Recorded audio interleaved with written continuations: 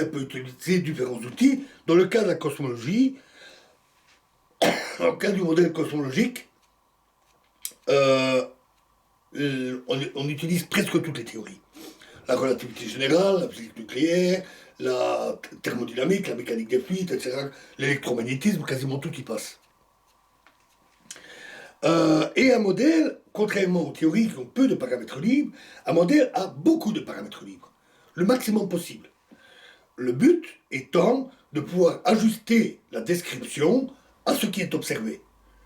On ne va pas imposer la description, elle est donnée, c'est le monde que l'on voit. Et donc on va ajuster le modèle pour que ça colle. En tant que tel, un modèle, contrairement à une théorie, ne peut pas être faux, ne peut pas être réfuté. Il ne peut pas être faux parce que c'est une description des observations, et les observations, elles sont ce qu'elles sont. Elles sont là, ce sont des faits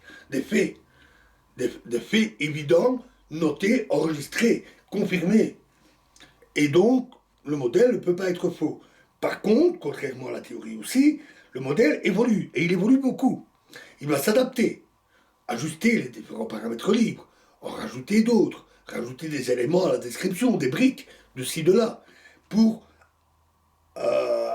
s'adapter et s'améliorer avec de nouvelles observations qui vont permettre de préciser le modèle. Donc le statut épistémologique de théorie et de modèle est très différent. Une théorie, c'est pas un modèle, c'est pas une théorie. On ne dit pas voir qu'une théorie est un modèle dans le sens construction théorique, mais je préfère faire cette distinction entre théorie et modèle, qui ont des statuts épistémologiques très différents. Et les confondre, dans la vulgarisation des documentaires, on ne précise pas la plupart du temps, on dit théorie du Big Bang, point. Donc les gens, ils entendent théorie. Ils ne se disent pas, ben non, c'est un modèle.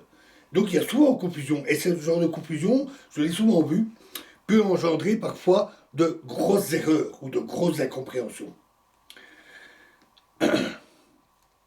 Voilà. Donc après ça, dans la prochaine vidéo, nous quittons la relativité générale en tant que telle. On va encore souvent en parler, mais on va passer à toute autre chose. On va parler du rayonnement du phénomène de Unruh. Je vous remercie.